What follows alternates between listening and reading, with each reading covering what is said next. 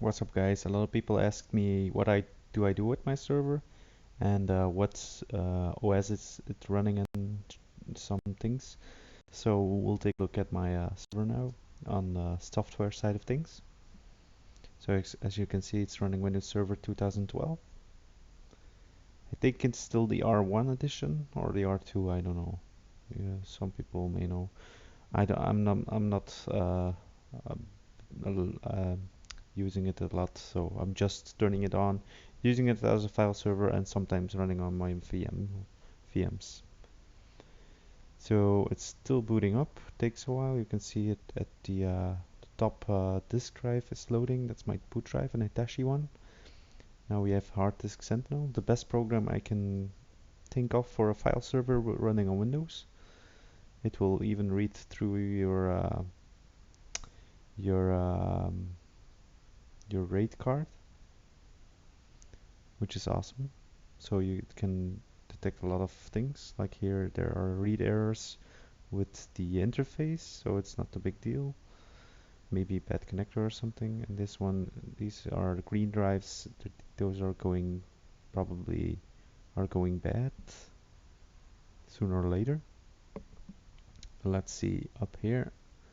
All those WD-40 are my red drives, really good drives. And then we have a really weak one, which is a green one also. I'm gonna search for it in a second. So this one also has a bit of a mishap, but it still has an estimated lifetime of 287 days.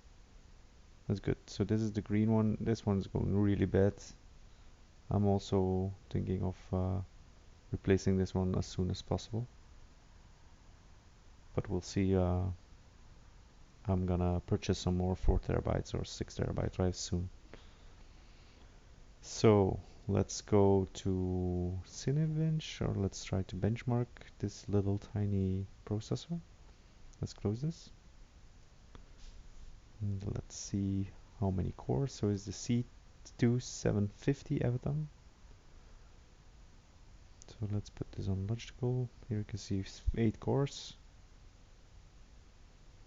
Let's go to um, Cinebench. Oh, here it is. Okay, let's run it.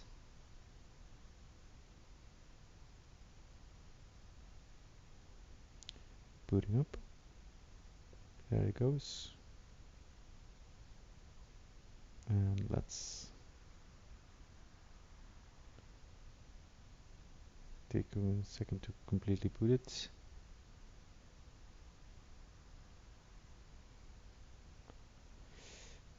Let's run the multi CPU test. So this takes a while. It even takes a while to load in, as you can see. So now it's starting. As you can see, 8 cores are running. Now it's completely running. Okay, that was a bit weird. So it takes a while, and the special with a lot of little things, little objects on the image takes longer to render. So overall, it's not that bad for considering it's low TDP. Let's let it finish off now. Takes a bit compared to my i7 5960X, of course. So we're almost halfway, I guess. As you can see, that top one takes a really long time to render. Also, the left one takes a really long time to render because it's much more complex than the other ones, than a plain background.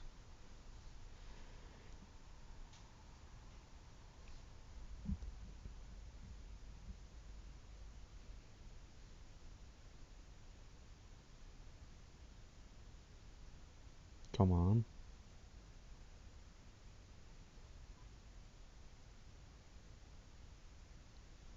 I think Cinebench is a great test for multi CPU. Really shows scaling really well. So we're almost there.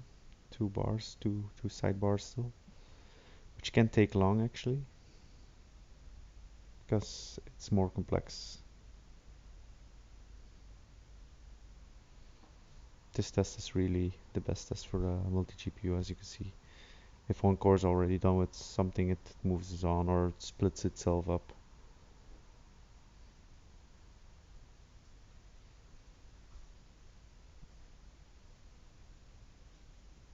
And we're almost there. The last one, it's rendering it now.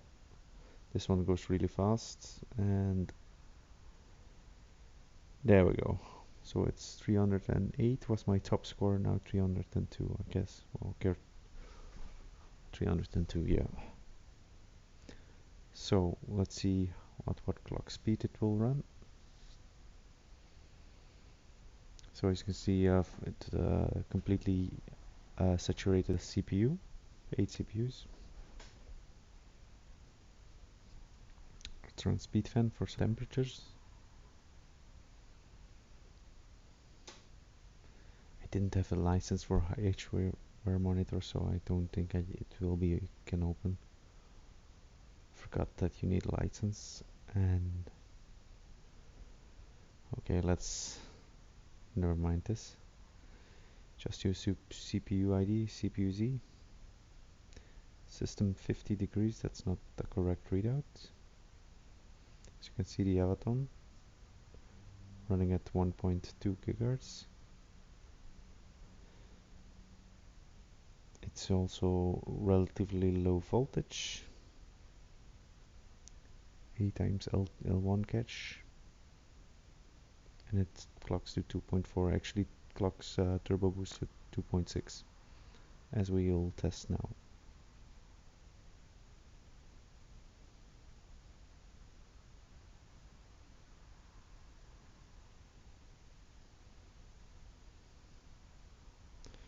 So if you right click on CPU Z on the clock speed, you can see the different cores clock speed relative to each other. So let's put it here.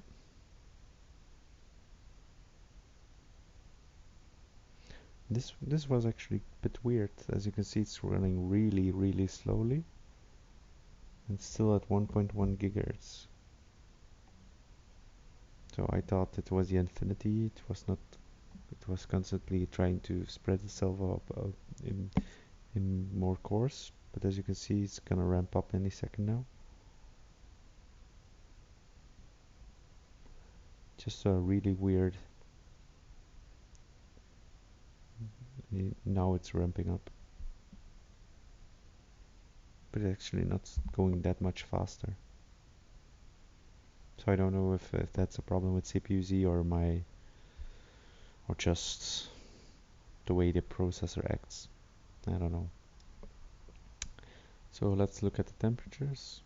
So the one core is 48. It's a passively cooled motherboard, so it mostly stays around 55 and full load, but it's never fully loaded, so no worries. So as you can see, I'm gonna show all the temperatures. So here you can see every hard drive temperature and every CPU core temperature. We also can go to my RAID card, which also HD Sentinel can read it out, can read the temperature from the RAID card. So that's also a bonus, so you don't have to log in to check the temperatures. But let's log into my RAID card.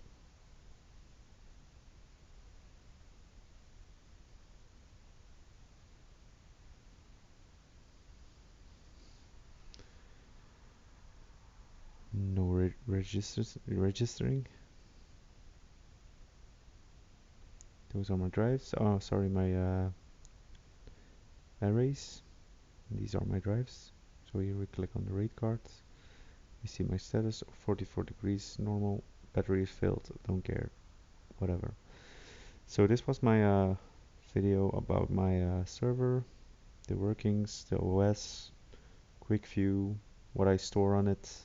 It's mostly security cam footage of 2 VMs with security cam footage and backups, and home files, and I do a video production for, yeah, for some companies, but that's not a really big part of my job.